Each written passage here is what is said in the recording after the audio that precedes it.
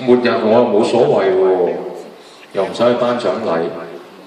我最喜愛組合你攞咯 RubberBand， 你攞到你咪攞咯。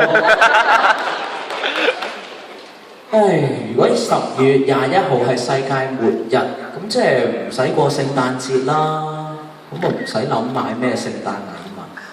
同埋不嬲我都覺得呢個節日好似怪怪地咁。